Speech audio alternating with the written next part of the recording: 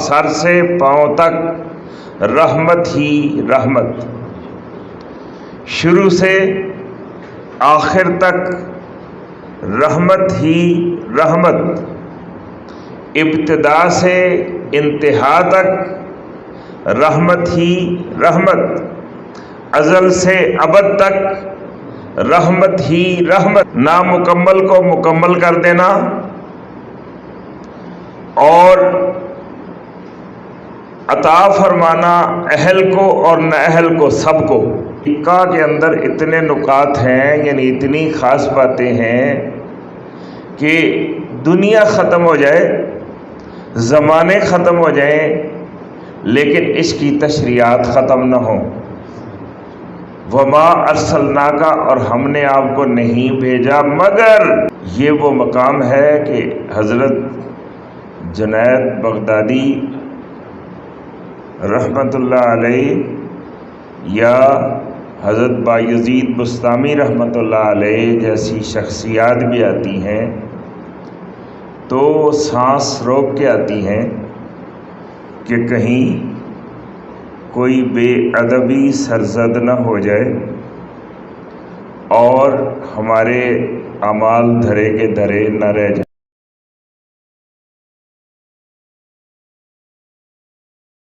اعوذ باللہ من الشیطان الرجیم، بسم اللہ الرحمن الرحیم۔ وما ارسلناک الا رحمتا للعالمین، صدق اللہ العظیم۔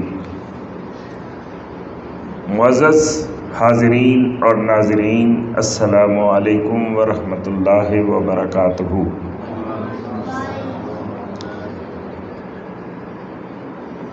آج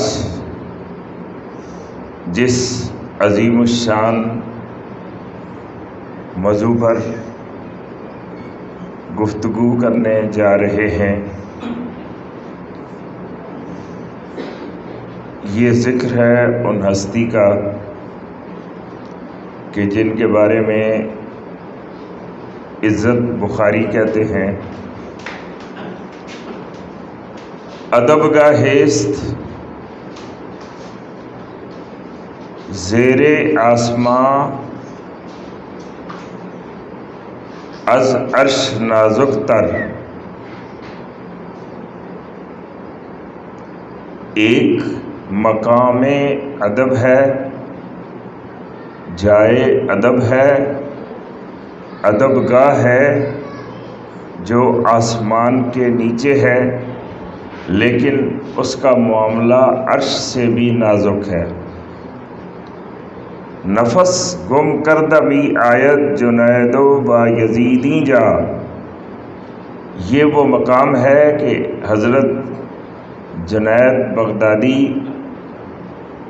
رحمت اللہ علیہ یا حضرت بایزید بسطامی رحمت اللہ علیہ جیسی شخصیات بھی آتی ہیں تو سانس روک کے آتی ہیں کہ کہیں کوئی بے ادبی سرزد نہ ہو جائے اور ہمارے اعمال دھرے کے دھرے نہ رہ جائیں۔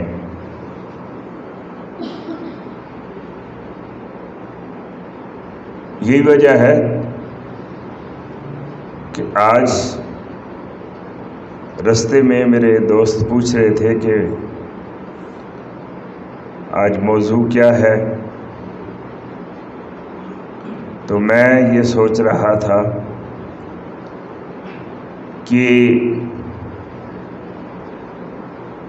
اللہ کی پوری کائنات میں جن کی رحمت جاری و ساری ہے اور پورا قرآن مجید جن کی تعریف و توصیف سے بھرا ہوا ہے، ان کی ثنا، ان کی سیرت، ان کا پیغام، ان کے واقعات، ان کی باتیں کہاں سے شروع کریں اور کہاں ختم کریں۔ سبحان اللہ۔ بزرگوں نے فرمایا کہ ہمہ قرآن در شان محمد، سارے کا سارا قرآن نبی پاک صلی اللہ علیہ وآلہ وسلم کی شان ہے یا شان میں ہے یا شان کا اظہار ہے، تو تمہید کے بغیر میں اس آیت مبارکہ کی طرف آتا ہوں جو خطبہ تمہید میں ابھی میں نے آپ کے سامنے تلاوت کی۔ اس کے بعد میں دعا کرتا ہوں کہ اللہ تبارک و تعالی اتنی بڑی ہستی کے بارے میں ہم جیسے ناچیز کو بات کرنے کی اور بات سمجھانے کی توفیق عطا فرمائے۔ یہ آیت مبارکہ 21ویں سورت سورہ انبیاء کی آیت نمبر 107 ہے۔ وَمَا أَرْسَلْنَاكَ إِلَّا رَحْمَةً لِّلْعَالَمِينَ، اس کا مفہوم ایسے ہے کہ ہم نے آپ کو نہیں بھیجا مگر تمام جہانوں کے لیے رحمت۔ بس یہ مختصر آیت، اس کا سیاق و سباق بھی بہت خوبصورت ہے، لیکن ہم شوق سے پڑھتے ہیں، لیکن پھر وقت کی قید میں بند ہو کے ہم اس کو بیان اکثر نہیں کر پاتے، اور اس لیے میں نے بہت مختصر آیت تلاوت کی۔ اللہ تعالیٰ فرماتے ہیں وَمَا أَرْسَلْنَاكَ، اور ہم نے نہیں بھیجا آپ کو، نبی پاک صلی اللہ علیہ وآلہ وسلم کو۔ کون فرما رہا ہے؟ اللہ تبارک و تعالی۔ کن کے بارے میں؟ نبی اکرم نور مجسم صلی اللہ علیہ وآلہ وسلم کے بارے میں، کہ ہم نے آپ کو نہیں بھیجا مگر عالمین کے لیے رحمت بنا کے، نہیں بھیجا مگر، یہ نفی اور استثناء، پہلے نفی کہ نہیں بھیجا، استثناء، اس کے بعد اللہ، حرف استثناء۔ یہ جو عربی زبان سے واقف ہیں وہ جانتے ہیں کہ یہ دو چیزیں اکٹھی آ جائیں تو اس میں حصر کا فائدہ شامل ہو جاتا ہے۔ حصر کا مطلب ہوتا ہے کہ بڑی بات کو محدود کر دینا، بہت سی باتوں کو چھوڑ کے ایک بات پر زور دینا۔ تو اس کا پھر مفہوم بنے گا کہ وَمَا أَرْسَلْنَاكَ إِلَّا رَحْمَةً لِّلْعَالَمِينَ، ہم نے آپ کو نہیں بھیجا مگر سر تا پا، سر سے پاؤں تک رحمت ہی رحمت، شروع سے آخر تک رحمت ہی رحمت، ابتدا سے انتہا تک رحمت ہی رحمت، ازل سے ابد تک رحمت ہی رحمت، آپ کی زندگی کا ہر گوشہ رحمت ہی رحمت۔ تو یہ حصر ہو گیا، اگرچہ آپ کے زندگی کا ہر پہلو بہت ہی اہم، بہت ہی روشن ہے، لیکن اللہ تبارک و تعالی نے یہاں یہ واضح فرما دیا کہ جس طرح ستارے دن کو بھی موجود ہوتے ہیں، لیکن جب سورج نکلتا ہے تو وہ منظر سے غائب ہو جاتے ہیں، کہ سب کے اوپر غالب آ جاتا ہے، सूरज का होना, सूरज का नजर आना, सूरज का नूर, सूरज की रोशनी, सूरज की मौजूदगी, इसी तरह से अनगिनत सिफात मौजूद हैं और हर सिफत अपनी जगह बड़ी जामे है। लेकिन जो रहमत की सिफत है नबी अकरम सल्लल्लाहु अलैहि वसल्लम के अंदर, वो इतनी बड़ी है कि तमाम सिफात पर हावी नजर आती है। इसलिए इरशाद फरमाया वमा अरसलनाका इल्ला, नहीं आपको भेजा मगर रहमतल लिल आलमीन। ये अल्लाह ताला ने रहमत की जब बात की तो अपने बारे में भी कुछ ऐसा ही इरशाद फरमाया। मिशकात शरीफ की हदीस है और रावी है हज़रत अबू हुरैरा रज़ियल्लाहु ताला अन्हु। आप फरमाते हैं, ये हदीस कुदसी, इन्ना रहमती सबकत गज़बी,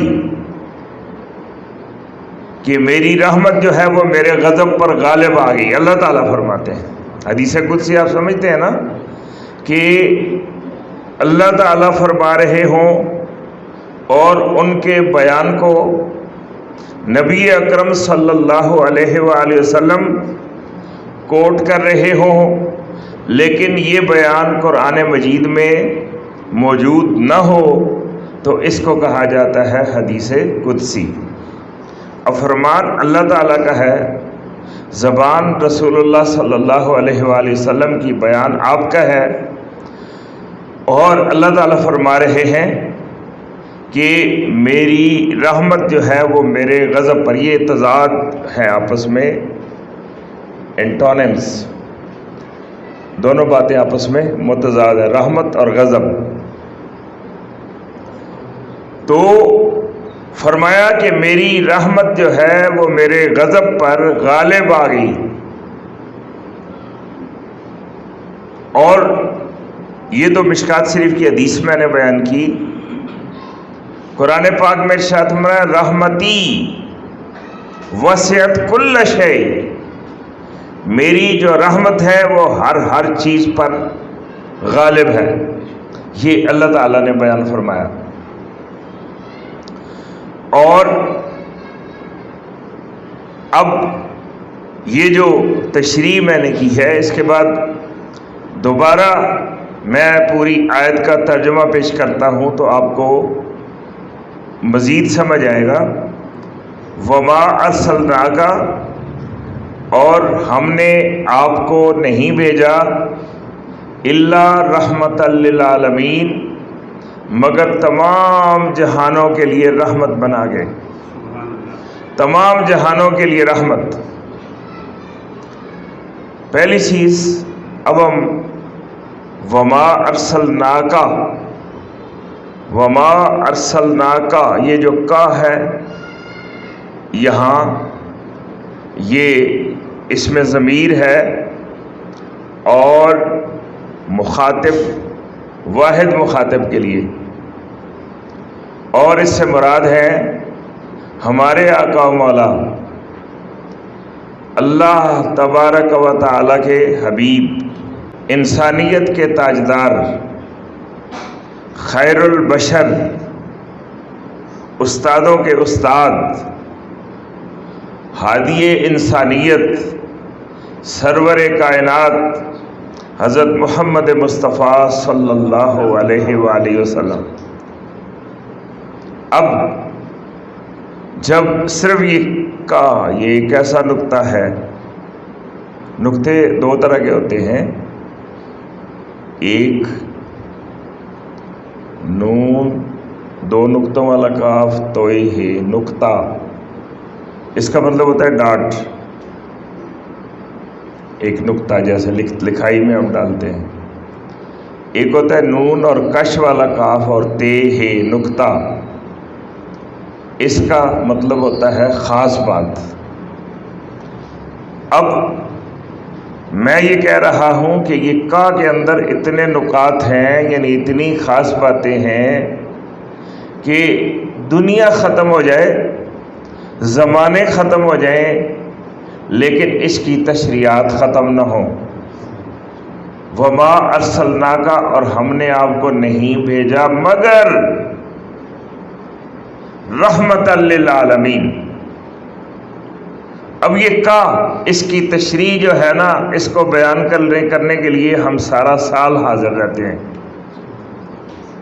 آج اس آیت کی تشریح کرتے ہیں، وما ارسلناک، اور ہم نے آپ کو نہیں بھیجا الا رحمت للعالمین، مگر رحمت بنا کے۔ اب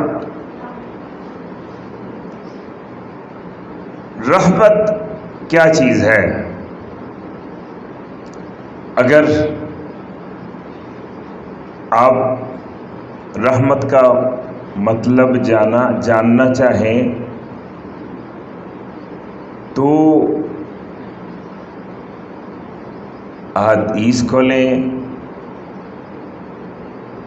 وہاں تو خیر بہت کچھ ہے، تفاسیر کھولیں تو آپ کو بڑی حیرت ہوگی کہ یہ لفظ جو ہے نا، اس کا مطلب لکھا ہوا ہے مہربانی، اور یہ ٹھیک مطلب ہے، لیکن مہربانی کے لیے بہت سے الفاظ ہیں جو قرآن مجید نے استعمال کیے ہیں، اور جو مہربانی کرنے والا ہے وہ کیا کہلاتا ہے؟ مہربان۔ مہربان کے لیے اللہ تعالیٰ نے رحمان کا لفظ استعمال کیا، رحیم کا لفظ استعمال فرمایا، رؤوف کا لفظ استعمال فرمایا، لطیف کا جو اسم ہے وہ بھی استعمال فرمایا۔ لطیف کا مطلب بھی مہربان، رؤوف کا مطلب بھی مہربان، حنان کا مطلب بھی مہربان۔ اب جب آپ لطیف کا مطلب تلاش کرتے ہیں یا پڑھتے ہیں یا مزید جاننا چاہتے ہیں تو بتایا جاتا ہے کہ باریک بین جو چھوٹی چھوٹی ہماری تکالیف ان کو بھی دور فرما دیتا ہے، ایسا مہربان۔ اور صفت جو ہے اس کی لطف ہے۔ اسی طرح رؤوف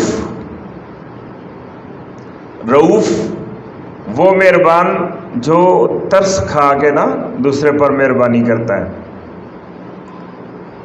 ترس آ جاتا ہے اس کو، کوئی حالت مشقت میں ہو، حالت تکلیف میں ہو، تو اللہ تعالیٰ ترس فرماتے ہیں اور اس پر مہربانی کرتے ہیں، اس لیے ان کا نام رؤوف بھی ہے۔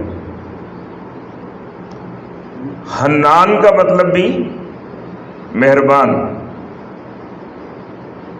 حنان کا مطلب کیا ہوتا ہے؟ حنان کا مطلب ہوتا ہے فطرتاً میلان رکھنا، کشش رکھنا۔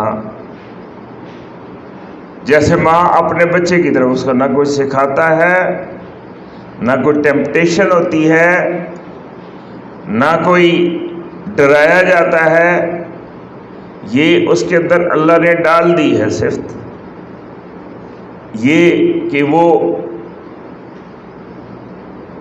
ممتا رکھتی ہے اور بچے کے ساتھ محبت رکھتی ہے۔ اسی طرح حنان جو ہے وہ ذات کہ جس کی طبیعت میں یہ بات شامل ہے، اللہ تعالیٰ کے اندر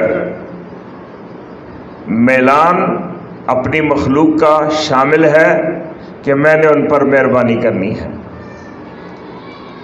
اس لیے اس کو۔ لیکن میں یہ عرض کر رہا تھا کہ جب رحمت کی بات آتی ہے تو بڑی حیرت ہوتی ہے کہ پھر بحث جو ہے وہ رحمان اور رحیم کی طرف چلی جاتی ہے، اور پھر ان میں فرق بیان کیا جاتا ہے، اور رحمت کے معنی گول مٹول ہو جاتے ہیں، غائب ہو جاتے ہیں۔ رحمت کا مطلب کیا ہے بھائی، یہ بھی تو بتائیں نا۔ رحمت کا بھی جب لطف کا مطلب ہم نے بیان کیا، رافت کا مطلب ہم نے بیان کیا، حنانیت کا مطلب ہم نے بیان کیا، تو رحمت کا مطلب بھی بیان ہونا چاہیے۔ تو رحمت کا مطلب کیا ہوتا ہے؟ رحمت کا مطلب ہوتا ہے کمی کو پورا کرنا، نامکمل کو مکمل کر دینا، اور عطا فرمانا اہل کو اور نہ اہل کو، سب کو۔ یہ رحمت کا مطلب ہوتا ہے۔ اور آپ نے دیکھا نا کہ ایک اللہ تعالیٰ نے وجود، ایک مقام عطا فرمایا ہے ماؤں کو، جس کو رحم کہا جاتا ہے۔ اس کا کام کیا ہوتا ہے؟ نامکمل کو مکمل کر دینا، کمی کو پورا کر دینا۔ اب یہاں سے مطلب آپ کی سمجھ میں زیادہ آ جائے گا، واضح ہو جائے گا۔ تو رحمت، مسئلہ یہ ہے کہ یہ کائنات بنی جب سے، تو اس میں اشیاء ہیں۔ شے اس چیز کو کہا جاتا ہے جس کے 3 بعد ہوتے ہیں، 3 اس کی سائڈز ہوتی ہیں، لمبائی، چوڑائی، اونچائی۔ 3 چیزیں جب ہو جاتی ہیں تو کیا ہوتا ہے؟ وہ چیز بنتی ہے۔ یہ فلسفے کی زبان میں، جیومیٹری کی زبان میں، تصویری شکل میں، سائنس ان کو کہتی ہے 3 ڈائمینشنز۔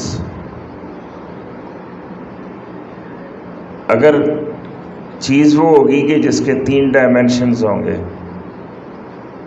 لمبائی چوڑائی بیان کر دی جائے، پھر سطح بنتی ہے، چیز نہیں بنتی ہے۔ اب 3 جب بیان کر دیے تو اس کے بعد آئنسٹائن نے کہا تھیوری آف ریلیٹیوٹی میں، نظریہ اضافیت یا نظریہ اضافت، کہ یہ نامکمل بات ہے۔ چیز مکمل بیان اس وقت ہوگی جب 3 ڈائمینشنز بھی بیان کریں گے، لمبائی، چوڑائی، اونچائی، اور ساتھ بیچ میں ایڈ کریں گے ٹائم، کہ جب کسی چیز کا وقت نکل جاتا ہے بیچ میں سے، تو لمبائی، چوڑائی، اونچائی ہونے کے باوجود وہ چیز بے حیثیت اور بے اوقات ہو جاتی ہے، کالعدم ہو جاتی ہے۔ انگنت ہستیاں اور انگنت اشیاء جن کا ٹائم گزر گیا، وہ ڈیفنکٹ ہو گئے، کالعدم ہو گئے، نل اینڈ وائڈ ہو گئے۔ لیکن اللہ تعالیٰ ہمیں یہ سکھاتے ہیں کہ ابھی بھی تم رستے میں ہو، ٹائم کو بیچ میں ڈال کے بھی رستے میں ہو، تم لمبائی بھی بیان کر دو، چوڑائی بھی بیان کر دو، اونچائی بھی بیان کر دو، اس میں وقت بھی ڈال دو، تو چیز نامکمل ہوگی۔ مکمل اس وقت ہوگی جب اس میں اللہ کی رحمت شامل ہوگی۔